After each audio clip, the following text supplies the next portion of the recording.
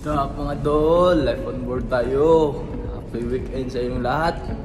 So, konti na rin ngayon is yung mga ginagawa namin dito sa barko sa marine engineer. Sa trabaho, oras ng trabaho, at saka sa rest hours. So, let's go!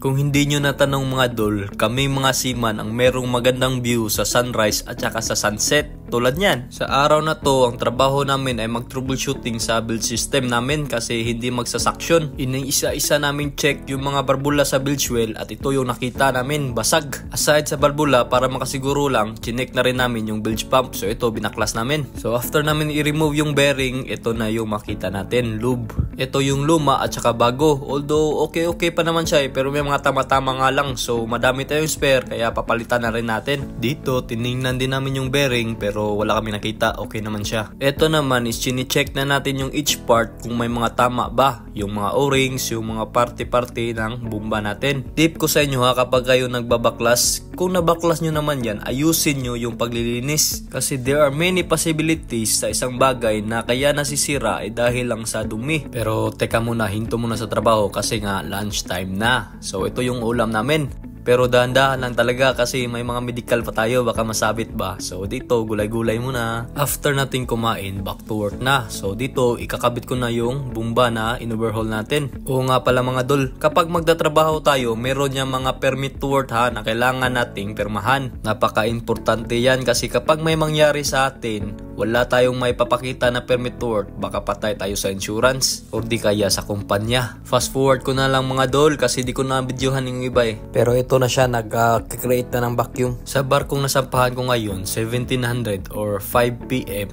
Yan yung pagtatapos ng trabaho namin. Oras na magpahinga para kumain na naman ang dinner. Ito na nga pala yung pagkain namin sa hapunan na handa ni Mayor. Ganito lang buhay namin, trabaho, kain, trabaho, kain. At ito lang pala yung kinuha ko, importante may dessert. Pagtapos kain, ito pala yung gymnasium namin mga dol. So dito mag-gym tayo. Kung nagtataka kayo kung bakit kami nag-gym kahit madami kaming trabaho, kasi para to sa medical namin. Kasi sobrang higpit na mga medical center sa atin. At saka maganda din to, stay fit ba, palaging handa. Para pag uwi, medical agad. Pag fit to work, sampa na kahit 1 month lang. Joke. Good up mga dol. Nakatapos lang natin mag-gym. May papakita na ako sa inyo. Teka. Tingnan nyo sa barkong to. Ito yung nakapag-special sa barkong to eh.